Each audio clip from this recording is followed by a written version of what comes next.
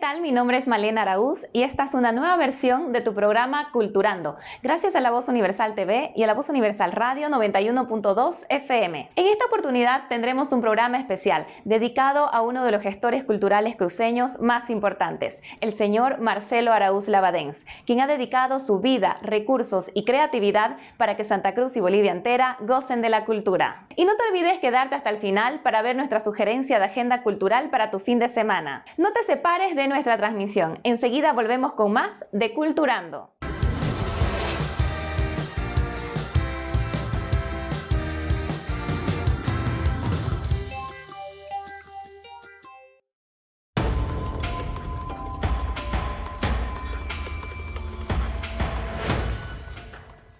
La forma en que los hechos se van registrando con el tiempo será siempre la fuente informativa inagotable de la humanidad.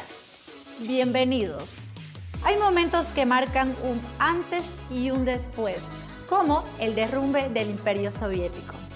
¿Y quién mejor que un periodista para comentarnos sobre estos hechos? Humberto Bacaflor, periodista, trabajó en radioemisoras de Bolivia, Buenos Aires y Londres, reconocido con el premio Libertad otorgado por la Asociación Nacional de Prensa. ¿Cómo es que se derrumba un imperio? ¿Qué tiene que suceder para socavar los cimientos supuestamente firmes de un gigante? 700 años antes de Cristo, la revolución más grande de la humanidad, la propiedad privada. El socialismo le declaró la guerra a este concepto. La idea del bien común se desdibuja ante la sensación de ser propietarios de lo que deseamos. Los propios dirigentes soviéticos que promulgaban el bien común fueron seducidos por la idea de la propiedad privada y así terminó esta guerra. Es bueno saber de dónde venimos para saber a dónde vamos. Por eso seguiremos revisando la historia en busca de señales para seguir avanzando. Bueno, eso fue todo por hoy. Nos vemos en la siguiente cápsula.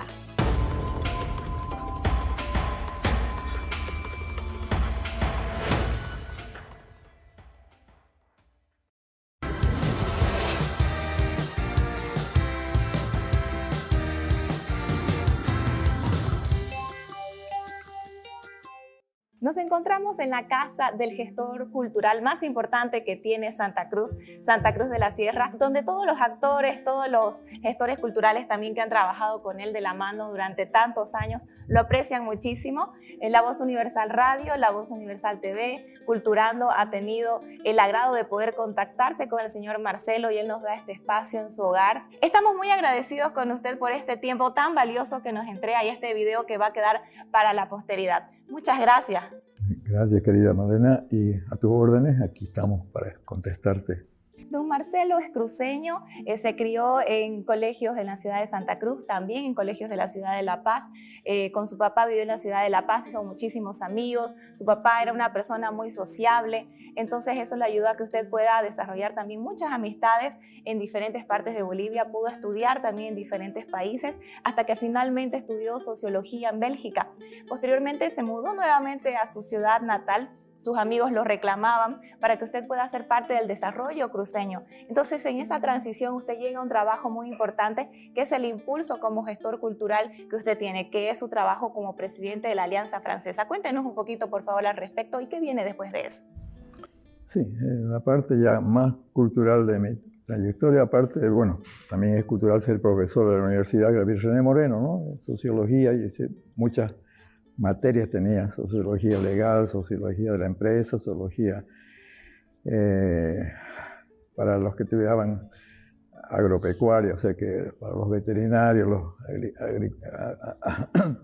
licenciados en administración agrícola, todas esas cosas. Y después ya específicamente, entonces, me eligieron, tenía una consultora que se llamaba Contec y ahí me eligieron presidente de la Alianza Francesa. Tuve unos 5 años de presidente de la Alianza Francesa y en ese tiempo yo me di cuenta que Era el desarrollo, los años 70 y tantos, era el desarrollo cruceño que nacía con la gente del Comité de Obras Públicas, con muchos proyectos que nacieron en esa época. Los 60, fueron los años 60, 70, fueron los años del despegue cruceño. Y claro, la orientación de los jóvenes era más que todo para que estudien unas carreras técnicas, lo que sea, los padres querían eso y poco los incentivaban para las carreras humanísticas. Entonces se me ocurrió, viendo que había un vacío entre una generación de grandes intelectuales cruceños, poetas, escritores, etcétera, etcétera, con lo que venía. Entonces hicimos unos concursos de cuento y de poesía para jóvenes de 14 a 18 años, de 18 a 21, de 21 a 25, con pequeños premios que yo los ponía, digamos, de mi bolsillo, pero era una forma de incentivar. Y ahí aparecieron, digamos, unos que siguen siendo todavía muy reconocidos. Acabo de ir este domingo pasado a una obra de teatro de Oscar Barberí, que fue uno de los ganadores cuando era muchachito también, así de uno de los concursos de cuento. Amílcar Jaldín sigue produciendo, él trabaja en CRE, pero es un poeta muy reconocido. Bueno, hay varios, Carlos Hugo Molina también ganó concursos y también sigue escribiendo, y aparte de ser periodista, pero también tiene obras de literatura también. Entonces, esa fue un incentivo para que los jóvenes vean que también tenían dotes porque aquí Santa Cruz tiene fama de la mejor escuela de historia prácticamente del país. Son los René Moreno, los Enrique Finó, los Vázquez Machicao, etcétera, etcétera, pero como digo, esa continuidad que tiene que ver algún día, ya que está, por supuesto, don Alcides Pareja, doña Paula, hay historiadores que también están supliendo a la anterior generación. Pero en el campo de la literatura misma, como digo, faltaba. Y yo notaba que, claro, los chicos escribían bien, pero faltaba también un poquito más de educación. En otras partes existen las facultades de literatura, donde también se les enseña un poco la forma de escribir, digamos, ¿no? Pero eso ya después lo vamos a corregir cuando ya fui director de la Casa de la Cultura. Usted fue pieza importante en la Casa de la Cultura en el momento que se estaba construyendo, terminaba de construir la sala de teatro. Pudo trabajar en el momento en el que había que instalar las butacas, los aires acondicionados, conseguir fondos para que esta se pueda concluir, y ya posteriormente fue director de la Casa de la Cultura durante 11 años. En el año 68 nace la Casa de la Cultura como un proyecto muy de avanzada en esa época, porque en Francia, que fue el lugar donde se iniciaron las Casas de la Cultura, comenzaron los años 60, y el primer país latinoamericano que hizo una Casa de la Cultura fue el Ecuador, la Casa Ecuatoriana de Cultura. Y Santa Cruz fue el segundo en Latinoamérica que hizo una Casa de la Cultura autónoma, que era un modelo especial, digamos, unas casas manejadas por gente de cultura, pero sostenidas financieramente por los diferentes estamentos del Estado, digamos, no sea departamental, municipal o central. Entonces, acá nace gracias a un grupo de intelectuales cruceños, y está ahí don Hernando Sanabria, don Gunther Holzmann, Parejas, Ewes, don Plácido Molina, mucha gente, fueron unos 11, en esa labor del comité organizador de la Casa de la Cultura comenzó el 68 y terminó el 79 prácticamente, a fines del 78. O sea que fueron más de 10 años que tardaron ellos en terminar. Consiguieron que la alcaldía les ceda su antiguo edificio, porque estaba en venta primero la Casa Celler, que se llamaba, lo que es la actual alcaldía en la plaza, y esa la iban a destinar para la Casa de la Cultura, pero después ya ellos cambiaron de parecer y más bien dijeron, les damos el edificio antiguo de la alcaldía, que es la actual Casa de la Cultura en la Libertad 67. Hubo concursos con arquitectos y diseñaron lo que era la antigua biblioteca municipal. La convirtieron en un teatro que tenía que hacer una pendiente para las butacas, etcétera, etcétera. O sea, tuvo que hacer una construcción prácticamente de cemento armado, todas esas cosas con la gradería para el teatro, y adecuar lo demás para centro cultural. Entonces también nació con 2 pequeños museos, uno de ciencias naturales, que lo supervisaba el profesor Noel Kempf, y otro de arqueología y etnología, que era don Gunther Holzmann, que lo supervisaba más. y el director ejecutivo en esa época era, bueno, fueron varios, pero entre los últimos, el que más duró fue Guy Coutan, un señor joven que vino como director de la Alianza Francesa y después se quedó en Santa Cruz, entonces él fue el secretario general. Pero era una oficina muy pequeñita que no había más que 3 funcionarios prácticamente, en la época de construcción. Entonces, ahí, el 76, yo tuve un interinazgo, es decir, me pidió Guy Coutan que lo reemplace, que no podía tomar vacaciones porque nunca, nadie, no hay quien lo reemplace, entonces me quedé 4 meses y ahí conseguí yo que se firmen los contratos para las butacas, que se firmen los contratos para los equipos de maquinaria teatral, los equipos con la Philips para la luz del teatro, luces especiales para teatro, etcétera, etcétera. También la cuestión del equipo de aire acondicionado. Me tocó justamente en esos 4 meses firmar varios y gestionar varios contratos que fueron los que ya dieron el cuerpo ya definitivo para que al poco tiempo ya se inaugure la Casa de la Cultura con todo ese equipamiento. Entonces eso pasó un tiempo todavía y el 78 ya se inauguró la Casa de la Cultura con 3 directores interinos, es decir, que no duraron mucho tiempo hasta que por fin me convencieron a mí, que me habían ofrecido desde un comienzo que me haga cargo, pero yo no había aceptado. Y entonces ya a fines del 78 ya me hice cargo. Habían estrenado la Casa de la Cultura con una obra de Molière, El enfermo imaginario, con gran montaje, muy caro, muy lindo, porque el teatro y todas esas cosas se prestaba para eso. Pero claro, no habían presupuestos atrás, digamos, ¿no? Entonces se gastaron toda la platita y después no sabían con qué hacerla funcionar. Entonces nosotros más bien convencimos al mismo director que había hecho El enfermo imaginario, que era un joven argentino, Jorge de la Saleta, que le dije, ya que Santa Cruz comenzaba a aparecer los nuevos barrios, digamos, ¿no? Entonces ya había la Villa 1 de Mayo, había el barrio oriental, lo uno y lo otro. Entonces le dijimos, tenés que hacerme una obra de teatro que la podamos llevar donde no hay teatro, donde no hay luces, donde no hay nada. Así que simplemente me preparás algo así. Al principio se escandalizaron un poco los actores, ya que se sentían Gregory Peck y Olivia de Havilland, porque habían tenido grandes fotos y como cualquier actor que se precia, digamos, de ser una lumbrera, estaban todos ellos en el estreno de la Casa de la Cultura y después ir a los barrios marginales, que eran en el fondo barrios marginales porque llegar a la 1 de Mayo no se enfangaba 3 veces porque era un camino pésimo y para todos lados que uno quería emprender, pues la ciudad estaba apenas comenzando a enlocetarse el centrito, nomás cada inauguración de una calle aquí en el centro de la fiesta, digamos, ¿no? En el barrio. Y bueno, eso entonces ahí comenzamos a salir afuera y a darle importancia a los barrios, ¿no es cierto?, que nacían ya, varios barrios que la ciudad comenzaba a crecer y eso fue importante también porque eran barrios marginales que después cobraron conciencia de sí mismos, de que pertenecían a un barrio, porque nosotros teníamos muchas actividades en los centros. Primero comenzamos con bibliotecas, digamos, ¿no? Bibliotecas populares que llamábamos nosotros, y en cada barrio conseguíamos un localcito en alquiler o en anticrético o prestado de un colegio o una cosa así, para que nazca la bibliotequita del barrio. Y conseguíamos fondos de Cordecruz y del Comité de Obras Públicas, no me acuerdo ya en esa época cuál era primero era el Comité de Obras Públicas, y con eso comprábamos los libros, los preparábamos, etcétera, etcétera, y los llevábamos a las bibliotecas de barrio.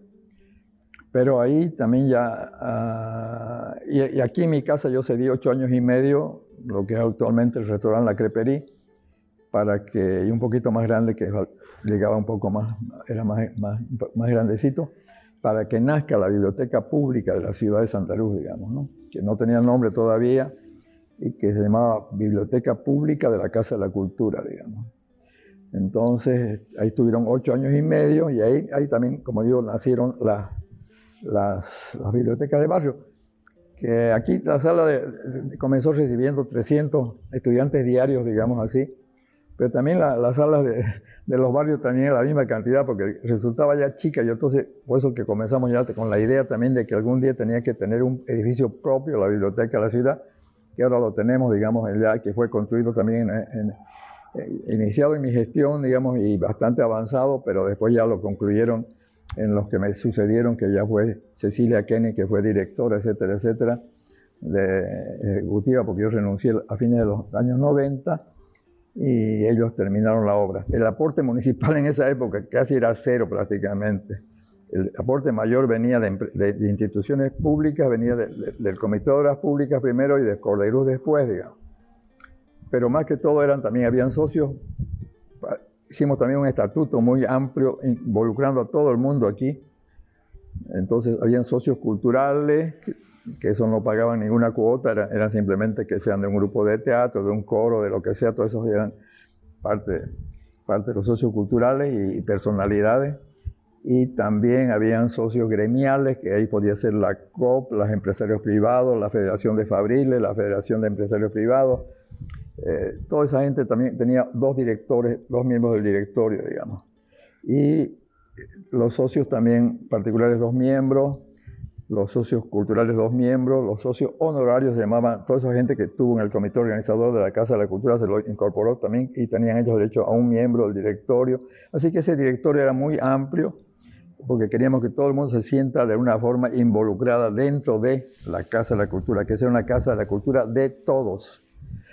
Entonces, cada elección que habían, ellos tenían derecho de poner sus candidatos y tener su representación en el directorio. Entonces, esa casa después ya se municipalizó a fines de los años 94 en la gestión del ingeniero Percy Fernández y ahí decayó porque estaba ya vamos a comenzar a hablar un poquito de la Casa de la Cultura, entonces posiblemente todo lo que se hizo como Casa de la Cultura. Impulsaron el sello editorial para que la Casa de la Cultura sea autosustentable, impulsaron la descentralización de las bibliotecas para que vayan a los barrios, se desarrollen las bibliotecas públicas, también los centros culturales en cada uno de los barrios de la ciudad y además elencos artísticos de danza, teatro y artes visuales. Claro, pero además todo eso fue, como digo, primero en casas antigréticos, entonces después ya hubieron 2 fondos grandes a nivel nacional, el Fondo Social de Emergencia y el Fondo de Inversión Social, el FIS, y el Fondo Social de Emergencia.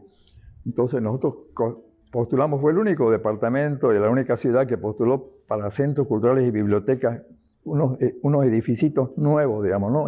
Ya no habíamos hecho una gestión con el plan regulador que existía en esa época, para que nos den en los centros, en los equipamientos de los barrios, un terreno para centro cultural, que antes no lo habían pensado, digamos, así que fue a conseguir, y la arquitecta Marta El Cuás, que era del plan regulador, toda esa cosa, hizo todo lo posible para conseguirnos estos terrenos para los centros culturales y bibliotecas, digamos. Entonces, ya con esa platita que teníamos postulamos a 10 centros, construir 10 sedes para 10 centros culturales y nos salieron para 9, digamos, ¿no? Entonces ya 9 ya era bastante relativamente y eso consistían en una L prácticamente, aquí era la biblioteca con su depósito de libros independiente, cosa que en la noche cuando se cerraba el depósito de libros ya esa sala podía servir para otras actividades también y aparte otra sala también de uso múltiple donde habían clases de danza, habían clases de karate, habían clases de bordado en mostacilla, porque mucha gente de los barrios las capacitamos también para que tengan otros recursos y la señora Anaída Bacardías de López en esa época, que era nuestra directora de extensión cultural, ella consiguió los mejores profesores y profesoras para que enseñen, sobre todo ¿no? También teníamos libros para soldadores, para mecánicos, para muchas electricistas, todas esas cosas, pero más las mujeres se entusiasmaron en los barrios y fueron ellas las que copaban más las clases que se dictaban gratuitamente para elevar su nivel y sus posibilidades de conseguir dinerito para su hogar. Entonces, ese fue un gran movimiento porque cada graduación de las señoras que bordaban en tela o que bordaban en mostacilla, lo que sea, iban a la peluquería, venían con su hijito, desfilaban, recibían su diploma. Entonces eso hizo que el barrio, sepan ya que vivían en un barrio, porque antes eran marginales en el sentido que no estaban tirados ahí, como digo, en la lona, y fuimos la primera institución, la Casa de la Cultura, en llegar a los barrios y que tomen conciencia de que pertenecían a un barrio. También la gente también comenzó a hacer teatro, comenzaron a hacer danza, comenzaron a hacer de todo, ¿no? Y ahí nace también un grupo importante, que justamente ahorita tenía un libro acá de Zenón Quiró, en Villa Guarnes, que era un barrio aquí de ir a, no sé si conoces Villa Guarnes, pero es por el Alto San Pedro, por allá. Había un grupito ya de teatro que ya comenzaba a hacer algo de teatro y otras cositas más, danza, etcétera, etcétera. Entonces, cuando yo entré a Casa de la Cultura, lo apoyamos desde el comienzo, trajimos un profesor de teatro de la Argentina que pasaba por acá siempre haciendo giras, que era el profesor Darío González, porque hacía presentaciones de teatro para las normales rurales sobre todo. Entonces en Portachuelo había una normal rural, en fin, y aquí también la normal hacían también.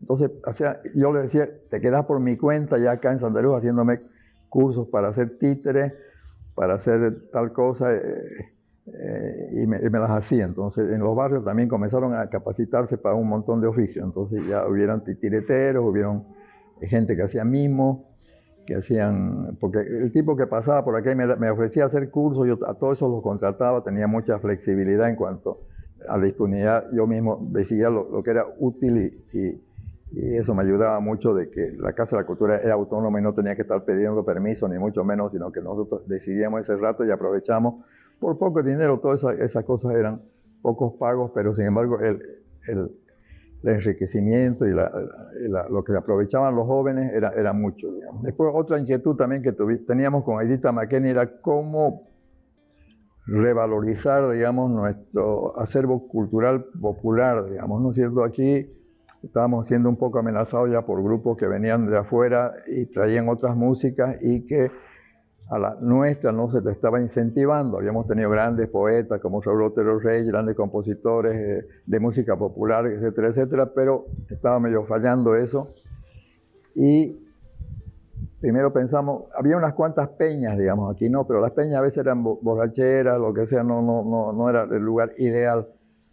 Y entonces hubo una invitación para ir a un festival en el Paraguay, del lago Pacaraí se llamaba ese festival, y yo no podía ir porque era muy ocupado, pero fueron el presidente de la Casa de la Cultura de esa época, que era don Hernando Sanabria, fue la señora, ya era la señora Aidita McKenney la presidenta, pero el expresidente era don Hernando Sanabria, además que era un hombre muy culto y sabía mucho de cultura cruceña, y también fue Rubén Poma, que ya tenía su famoso programa Genecherú, y fue la China Fría, digamos, en representación nuestra a ese festival. Y llegaron enamorados porque dijeron, miércoles Paraguay tiene un festival donde valorizan a su música que da miedo. Entonces, bueno, eso fue un contagión. Y entonces ahí nació lo que se llamó el Festival Sombrero de Sao, digamos, Festival de la Cultura Nativa, Festival de la Cultura Nativa del Oriente Boliviano Sombrero de Sao, es un nombre largo. Y eso comenzamos a hacer. Llegaron en mi gestión, todavía se hicieron 4 festivales, porque eran cada 2 años, y ahí teníamos premios para mejores cantantes, solistas, dúos, tríos, conjuntos, para compositores, digamos, ¿no? Entonces, también primer premio, segundo premio, tercer premio, mejor. Ahí podían concursar con Carnaval, con Taquirari, con Chovenda, con Caluyo, es decir, Vallerandino, porque todos entraban, todo lo que era el oriente boliviano venía desde Pando hasta Yacuiba, era el festival que llegaba, y todos nuestros valles, digamos, ¿no? Los valles de Vallerande, de la provincia de Caballero, de la provincia de Florida, todos entraban en los concursos. Y fue una época muy bella, ¿no? Esos concursos, esos festivales, la gente que se recuerda en Santa Cruz todavía son. El primero fue en el Coliseo Gilberto Pareja, aquí en el centro, en la calle Ingavi.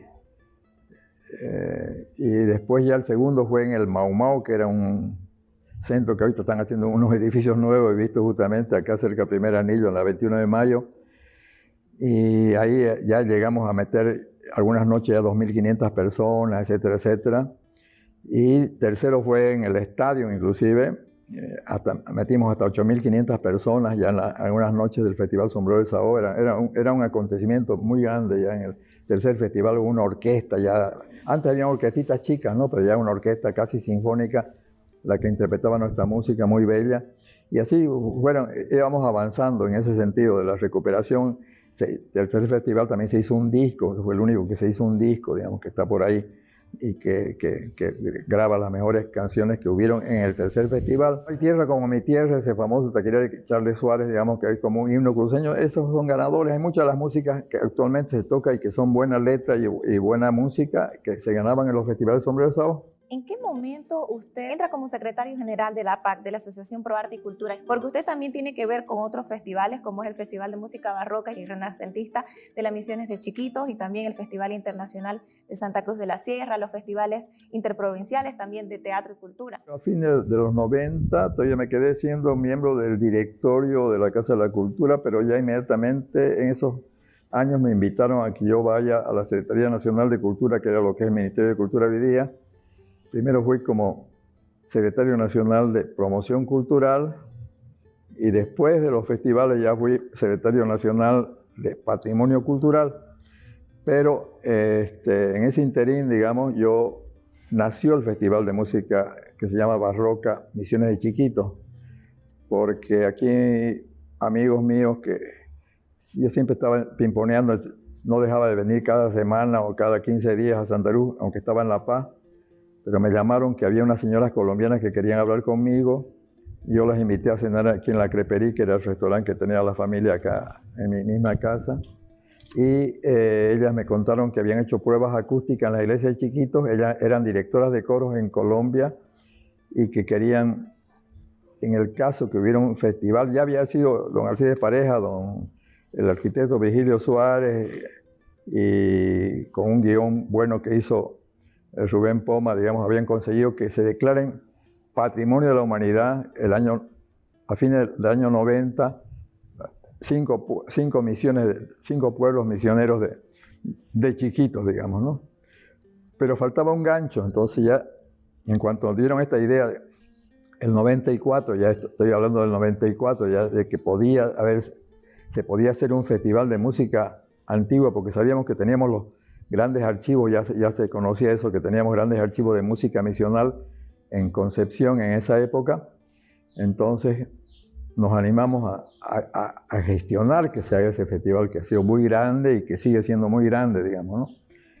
Entonces yo consulté con el que era mi secretario general de Cultura, el señor Bailey en La Paz, y me dijo, encantado, le echamos, me dijo. Y yo le dije, pero si no tenemos plata en este ministerio, en esta secretaría.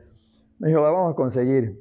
Y por suerte cayó un representante de la UNESCO en esa época y me dijo primero $10,000, después me dijo, si lo haces en homenaje a los 50 años de la UNESCO te doy 40,000 más. Entonces ya con esos $50,000 fue el peso grande que tuvimos ya para financiar el primer festival de música renacentista y barroca.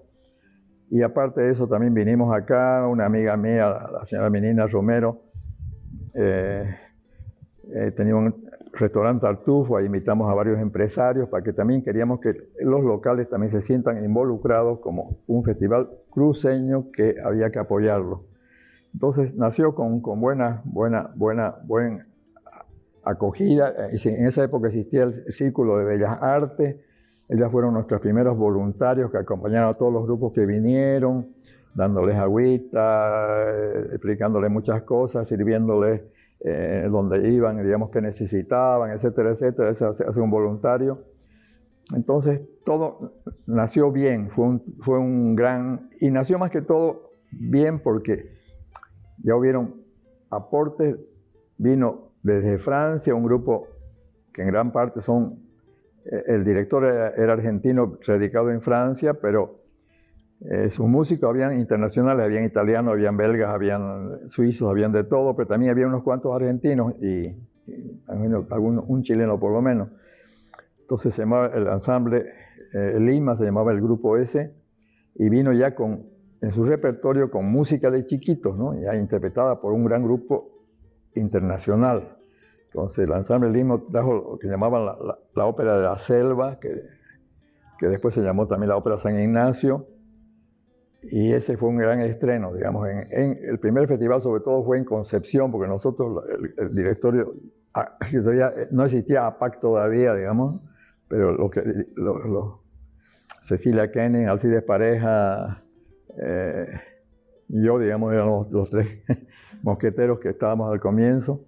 Decidimos darle importancia a las misiones, porque era un homenaje a las misiones. Entonces, aquí hubiera sido mucho más fácil darles de comer, comida vegetariana, de todo, a los que venían, que eran grupos extranjeros, pero preferimos hacerlo allá y alquilamos el club social, llevamos cocineros, llevamos refrigeradores, llevamos de todo un menú internacional con muchas verduras, con lo que sea para los que no comían carne, etcétera, etcétera. Entonces, bueno, nació bien, grabaron ahí los del Ensamble Lima, grabaron un disco, vinieron antesito y lo estrenaron en pleno festival, justamente esta ópera.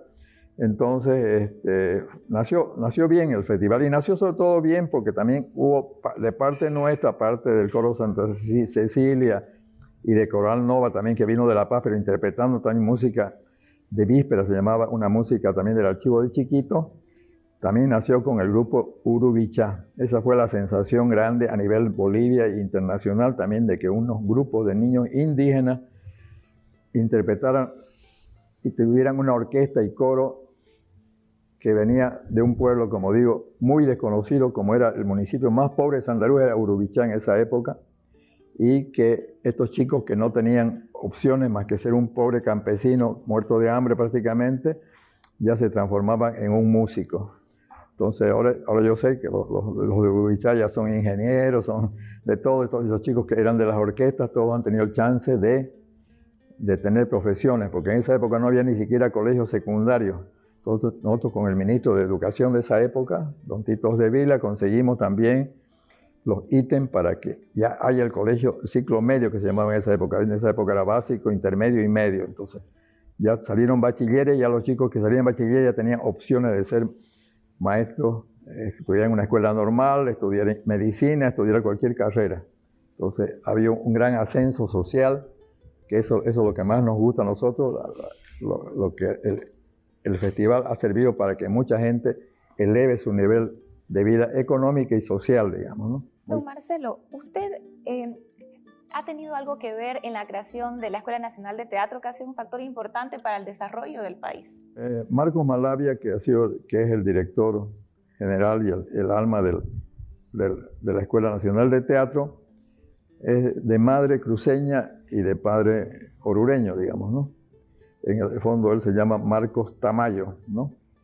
Y ya desde chico, cuando yo era director de la Casa de la Cultura, él vino de unos 17, 18 años, y con un director que estaba de paso en esa época, argentino, hicieron una obrita que se llamaba Pedro y el Lobo, que la hicimos, era teatro de calle, y la hicimos afuera de la Casa de la Cultura, y Marquito hacía de Pedro, digamos, ¿no?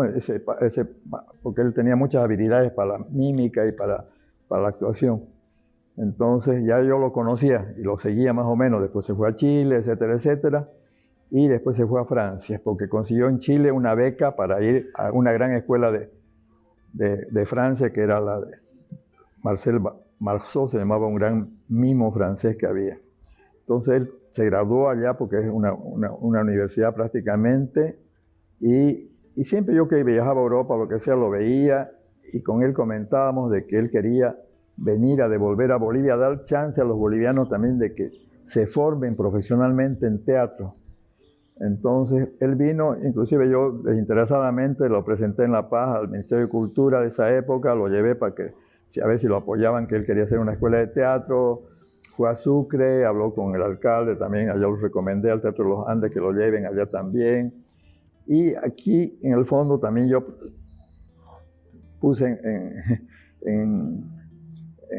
la idea en el directorio de APAC, digamos, pero me dijeron, si no tenemos plata, nosotros apenas tenemos para los festivales, no vamos a meternos con un tercer o cuarto proyecto, más como una escuela de teatro que necesita alguien que la sostenga. Entonces, pero con Cecilia Kenny, yo le dije, yo sé por Rubén Darío Suárez Arana que Monseñor Nicolás Castellano le ha dicho que él le va a construir para su escuela de música, digamos, un edificio. Entonces, vamos a consultar, le dije, con Monseñor Castellano, y fuimos y fuimos creo que con Marcos, para decirle que le explique su proyecto, y Monseñor Nicolás Castellano lo agarró rápido el proyecto, y hizo un viaje a Europa, y consiguió $600,000 para que se construya la escuela de teatro, ¿no? Entonces, así nació, pero antes inclusive ya como él tenía un edificio dependía de la Universidad Católica, una parte ya él tenía lo que llaman la Ciudad de la Alegría, en el Plan 3000. Entonces ya los primeros 2 años funcionó en ese local prestado, como decimos ahí todavía, del Plan 3000, mientras se construía ya la Escuela Nacional de Teatro. Entonces esa es mi parte, que nació como una iniciativa nuestra, es decir, sabiendo que era un proyecto importante para Santa Cruz y para Bolivia, conseguimos quien financie eso, y inclusive al principio les daba hasta un monto X anual y después tuvieron ellos que buscársela, y ahora creo que ya recibe un apoyo del gobierno municipal y de otras instituciones, ¿no? Y sigue tan activa y produciendo tantos profesionales en el campo del teatro, la escuela, ¿no? Todo este trabajo que usted ha realizado durante tantos años han tenido muchos reconocimientos. Vamos a mencionar solo algunos porque usted ha tenido bastantes. De los más importantes, en el 2002, Príncipe Claus de los Países Bajos, también la Orden del Cóndor de los Andes en el año 2003, el honor al mérito municipal y también la creación de la ley al mérito municipal que distingue a diferentes artistas con el premio Marcelo Araúz y también el premio Gunnar Mendoza. Todo esto en honor al trabajo que usted ha realizado por todos los cruceños, por todos los bolivianos. ¿Qué ha seguido después de todo lo que nos ha contado en la labor como gestor cultural de Marcelo? ¿Y qué piensa usted del movimiento cultural actual en el que usted está siempre presente y muy al día? Bueno, algo que no es una cosa personal. Es decir, la ventaja que yo tengo es que posiblemente convenzo a mucha gente que trabaja conmigo, inclusive recibiendo importantes ideas de todas partes. Es un trabajo de equipo. Todas estas cosas no se hacen solos, digamos, ¿no? Se hacen en equipo. Entonces siempre, cualquier cosa que era Bellas Artes, que era los sombreros de Sao, siempre rodearse de gente que te colabora y que asume responsabilidades, que son prácticamente, ellos son también muy meritorios y que hay que reconocerles a cada uno lo que ha hecho en su campo, digamos, ¿no?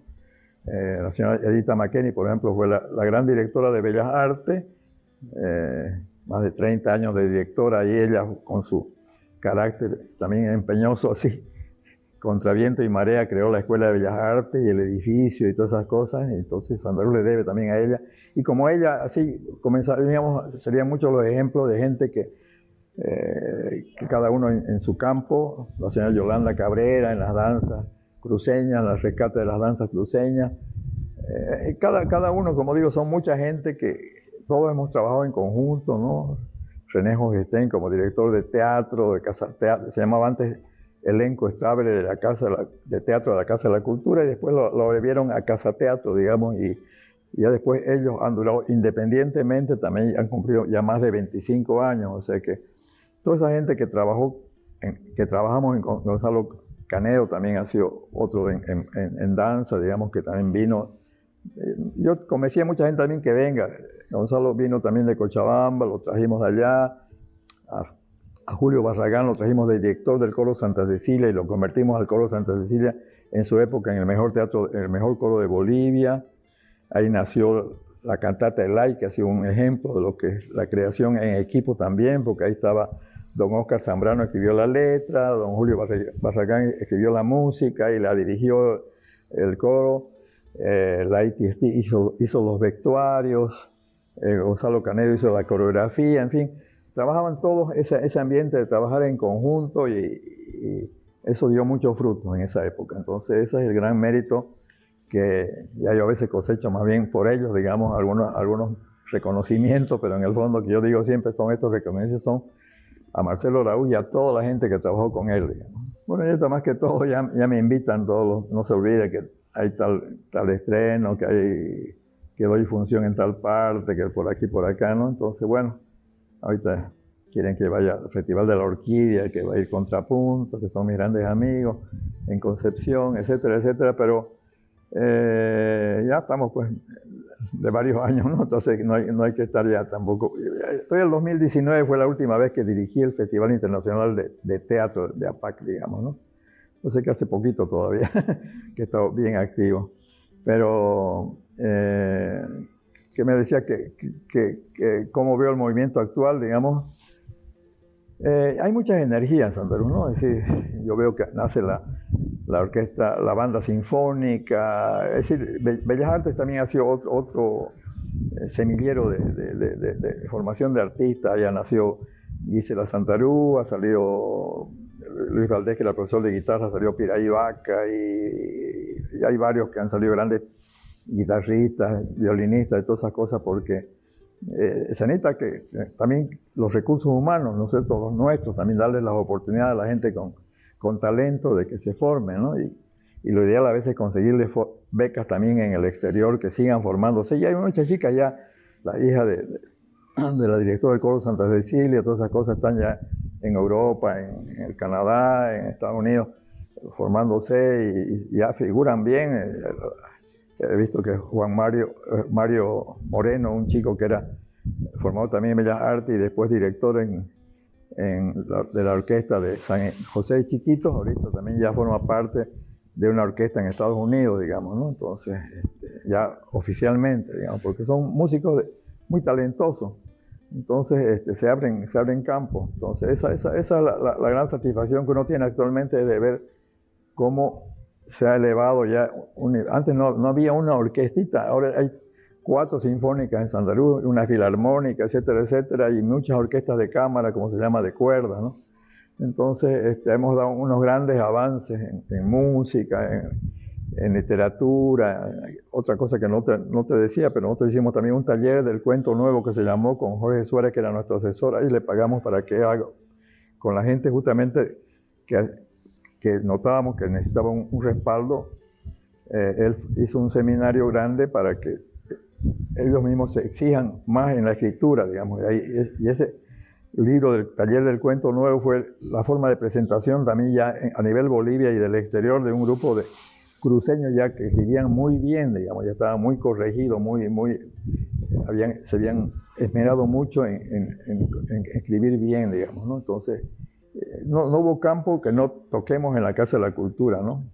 Otro proyecto que nació también con nosotros fue el archivo histórico, digamos así, que tampoco no nos podíamos hacer cargo, digamos. Entonces eso estuvo dando un poco de tumbo, porque primero pensamos que la Universidad de René Moreno se iba a hacer cargo, y conseguimos inclusive unos fondos de la OEA para comprar aire acondicionado y ciertos equipamientos que hacía falta para cuidar los papeles viejos, con la señora María Luisa, la doctora María Luisa Lozada, que era notaria y abogada aquí.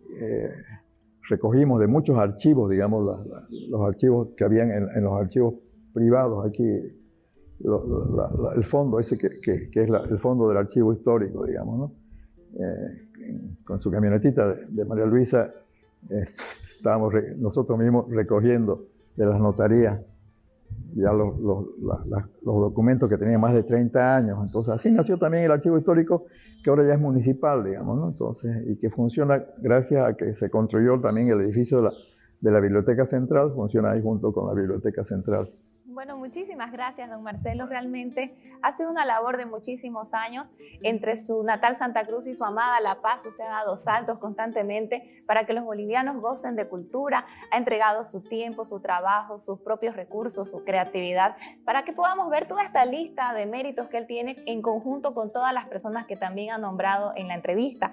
Pero hay un sinfín de cosas que él también ha hecho y que no vamos a poder nombrar. Entre ellas, por ejemplo, algunas que nos hemos podido saltar. Ha sido director del Pabellón de Bolivia en la Exposición Universal de Sevilla. También ha sido miembro administrativo de la Fundación Cultural del Banco Central de Bolivia y representante del Estado en el Consejo Nacional de Cine.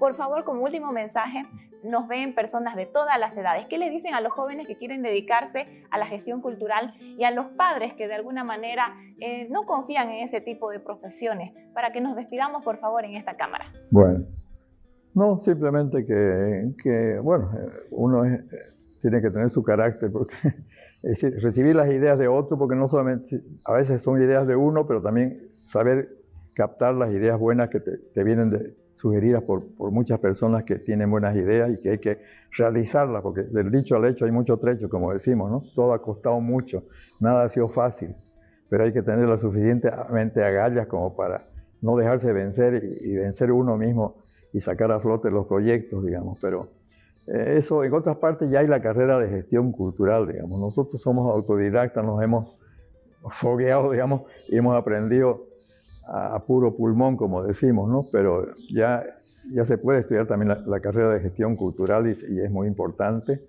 Y también, los padres, por supuesto, siempre desconfiaban que su hijo va a ser poeta, pero vean, yo los veo, hay un movimiento de mujeres poetas, por ejemplo, hay montones ahorita en Santa Cruz, y las veo viajando a México, a un lado al otro, se consiguen que los inviten a un lado al otro. Así que cuando uno tiene una vocación, hay muchos padres, muchos muchachos inclusive que terminan una carrera por darle gusto. Dice, mi papá ha estudiado medicina o ha estudiado tal cosa, pero ya ahora voy a hacer lo que me da la gana a mí, que es esto nomás que siempre me gustó hacer, y vuelven nomás a su vocación, que es trabajar en las carreras que son humanísticas, que son de cultura, ¿no? No te separes de nuestra transmisión. Enseguida volvemos con más de Culturando.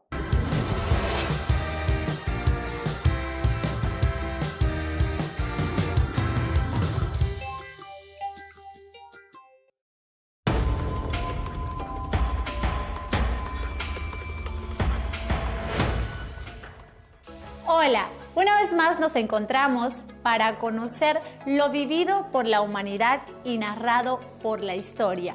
Hoy veremos la revolución, sus herederos y una siniestra utopía. Hoy nos acompaña el doctor Enrique Fernández García, abogado por la Universidad Gabriel René Moreno, catedrático de Filosofía del Derecho y otras asignaturas. El concepto de la revolución implica varios cambios positivos, crítica y autocrítica. Posee la libertad de contradecir al poder, la potestad para sustituir a un gobernante por otro. Si habiendo un antiguo régimen suceden cambios a favor de la sociedad, entonces estaríamos delante de un proceso revolucionario. ¿De cuáles o cuántas revoluciones escuchaste hablar? ¿Cuál es el rol de la revolución? ¿Busca la revolución una sociedad utópica? Las condiciones que tienen que darse para que suceda una verdadera revolución siempre han sido difíciles de alcanzar. El doctor Enrique Fernández nos dice que lo cierto es que siempre sucederá en un escenario de conflictos. Fue un gusto acompañarte en este recorrido histórico y filosófico. Hasta la próxima.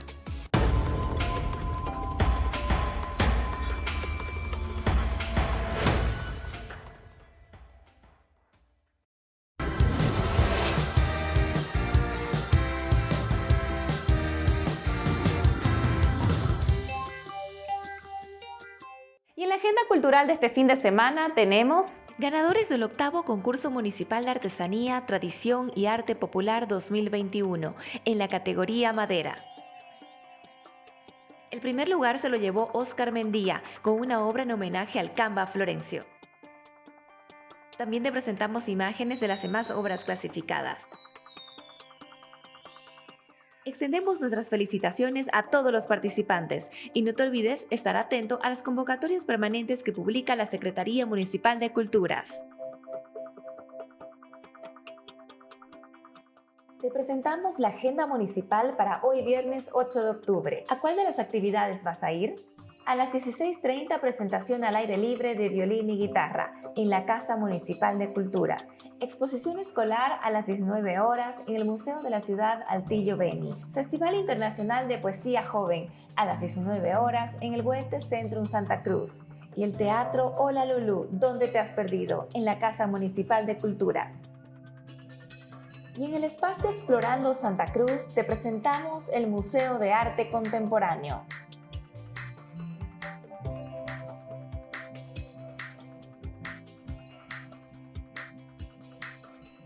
Museo de Arte Contemporáneo. En la calle Sucre, esquina Potosí, se encuentra una de las casonas más antiguas y representativas de la ciudad. Tiene un estilo republicano y fue construida por allá por 1910. También es conocida como la Casa de los Tres Pavos. Esta casona fue donada por la familia Frederick Osuna al gobierno municipal de la ciudad y ahí se estableció la escuela Neftalí Sandoval en el turno de la mañana y Germán Busch en el turno de la tarde. El edificio funcionó como hospital durante la Guerra del Chaco, guerra infausta como todas. El 14 de marzo de 1991 pasó a mano del municipio mediante una resolución ministerial y desde entonces se convirtió en el Museo de Arte Contemporáneo de la ciudad. Tiene su sigla MAC, Museo de Arte Contemporáneo. Este museo especializado en arte moderno tiene un patrimonio que alberga todas las tendencias que forman parte de la plástica nacional, especialmente de la segunda mitad del siglo XX hasta la actualidad, con una colección de más de 300 obras de arte bueno, arte puro, arte. Su patrimonio, integrado por pinturas, esculturas, dibujos, grabados, refleja las sucesivas generaciones de artistas bolivianos, artistas extranjeros, residentes en Bolivia. Los invito, vamos a conocer el MAC, Museo de Arte Contemporáneo, Sucre, esquina Potosí. Y esto ha sido todo por hoy en tu programa Culturando. Gracias a La Voz Universal TV y a La Voz Universal Radio 91.2 FM. Y no te olvides que nos vemos todos los viernes a las 13 horas. Hasta la próxima.